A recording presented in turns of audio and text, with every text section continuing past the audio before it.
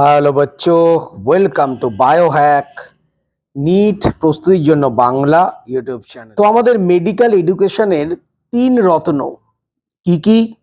একটা হচ্ছে এনএমসি, একটা এমসিসি, আর একটা হচ্ছে এনটিএ।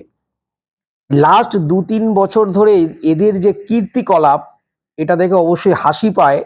মানে ভারতের মতো একটা বড় দেশে যখন অন্যান্য দেশগুলো এরকম উন্নতির দিকে এগিয়ে যাচ্ছে, আর ভারতের এই সমস্ত এজেন্সিগুলো দিন দিন এদের কীর্তিকলাপ বলো বা এদের কার্যপদ্ধতি তলানিতে ঠেকছে।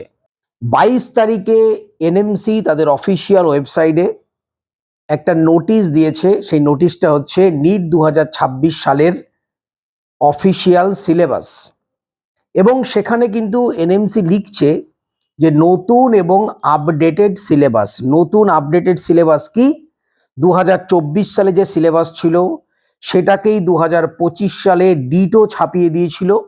2026 সালেও ওই একই সিলেবাস ডিটো ছাপিয়ে দিয়েছে। কোনো রকম কোনো পরিবর্তন নেই, একটা ওয়ার্ডেরও পরিবর্তন নেই, কিন্তু বলছে আপডেটেড সিলেবাস। মানে সত্যি ভাবা যায় না। অনেক কন্ট্রোভার্সি হয়েছিল 2024 সালে, সিলেবাসের বিভিন্ন প্রবলেম দেখা দিয়েছিল, তো সামান্যতম সেটাকে চেঞ্জ করেনি। 2025 সালে দিয়ে দিয়েছে, আবার সেটাই 2026 সালে দিয়ে দিয়েছে। আমরা এনটিএর কার্যপদ্ধতি দেখে আসছি বছর বছর। এই বছর আমরা এমসিসিরও কার্যপদ্ধতি দেখলাম, যেখানে 12 থেকে 14 বার রাউন্ড 1 এবং রাউন্ড 2 যে ডেট, কাউন্সিলিং ডেট, সেটাকে এক্সটেন্ড করেছে। তাহলে এরা এইভাবেই চলছে, এদের কোনো লজ্জা নেই, কোনো ইমপ্রুভ নেই, কিচ্ছু নেই। শুধুমাত্র স্টুডেন্টদের ব্যতিব্যস্ত করা, স্টুডেন্টদের টেনশন দেওয়াই হচ্ছে এদের একমাত্র কাজ। তো যাই হোক, তোমরা প্রত্যেকে এনএমসির অফিসিয়াল ওয়েবসাইটে গেলে নিটের যে আপডেটেড সিলেবাস সেটা দেখতে পাবে। যদিও কোনো আপডেট নেই, সিলেবাসটা তোমরা দেখতে পাবে। পাশে স্ক্রিনেও তোমাদের দিচ্ছি, তোমরা স্ক্রিনে দেখতে পাচ্ছ এই ধরনের একটা সিলেবাস তোমরা পাবে। সেখানে ফিজিক্স, কেমিস্ট্রি এবং বায়োলজির পরপর সিলেবাসগুলো দেওয়া রয়েছে। যদিও এর আগের বারে আমরা দেখেছিলাম যে ইনসেক্টসের মধ্যে ফ্রগকে ঢুকিয়ে দেওয়া হয়েছিল, তখন এনটিএকে প্রশ্ন করা হলে এনটিএ বলেছিল যে ক্লিয়ারিফিকেশন দিয়েছিল যে একটা ইনসেক্ট এবং ফ্রগ, তার মানে ইনসেক্ট বলতে ককরোচ, তার মানে একটা জিনিস তোমরা স্পষ্ট বুঝে নাও, তোমাদের ককরোচটাও পড়তে হবে, তোমাদের ফ্রগও পড়তে হবে। এই দুটোই কিন্তু তোমাদের পড়তে হবে, শুধু ফ্রগ কিন্তু নয়। তো এইটা একটা পয়েন্ট। আরও একটা পয়েন্ট তোমাদের বলে রাখি, যে বিভিন্ন যে ফ্যামিলিগুলো ছিল, প্লান্ট ফ্যামিলি, সেগুলো কিন্তু আমাদের কোনো এনসিইআরটি বইতেই নেই। তো এই সম্পর্কে এনটিএর ক্লারিফিকেশন যেটা রয়েছে, যে এনআইওএস এর যে টেক্সট বুক বা বিভিন্ন স্টেটসের যে টেক্সট বুক, তাতে করে ওই ফ্যামিলিগুলো কিন্তু সেই বইগুলোতে আছে। তো যাই হোক, তোমরা ইউটিউবেও পেয়ে যাবে, আমিও তোমাদের আলোচনা করব কিছুদিন বাদে। এই যে এক্সট্রা ফ্যামিলি, এগুলোও তোমাদের পড়তে হবে। যদিও বা এই বছর মানে 25 সালে এই এক্সট্রা যে ফ্যামিলি, সেখান থেকে কোশ্চেন আসেনি, কিন্তু 2026 সালে সেখান থেকে আসতেও পারে। এছাড়াও এই যে নতুন সিলেবাস, সেটা এমনভাবে তৈরি করা হয়েছিল বা এখনো পর্যন্ত কোনো পরিবর্তন করা হয়নি।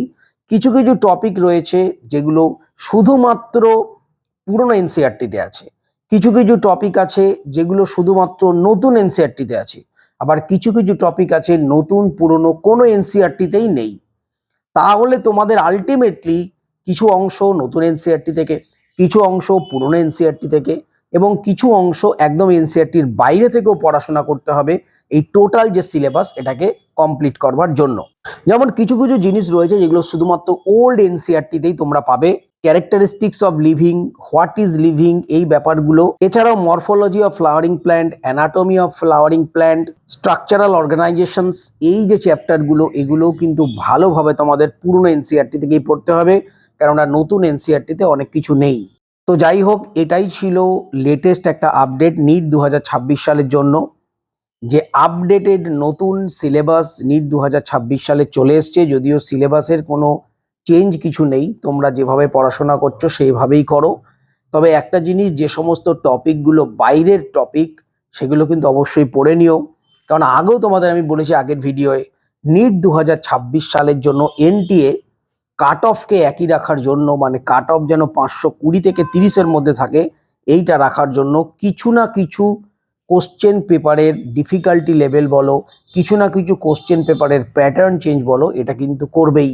অনেকে বলছে যে কোশ্চেন পেপার আগের থেকেও সোজা হবে, এটা কখনোই সম্ভব নয়।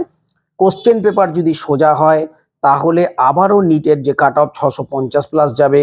কোশ্চেন পেপার যদি এই 2025 সালের মতো হয় তাহলে স্টুডেন্টরা প্রিপেয়ার থাকবে 25 সালের যে কোশ্চেন সেই ধরনের প্রিপারেশন তারা করবে, সেক্ষেত্রেও কাট অফ 600+ বা 620-30+ চলে যাওয়ার সম্ভাবনা রয়েছে।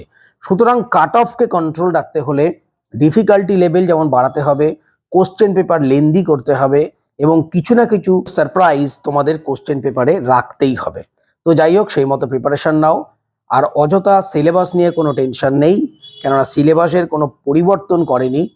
আগের বছরেরটাই বা তার আগের বছরেরটাই হুবাহু ছেপে দিয়ে বলেছে আপডেটেড সিলেবাস।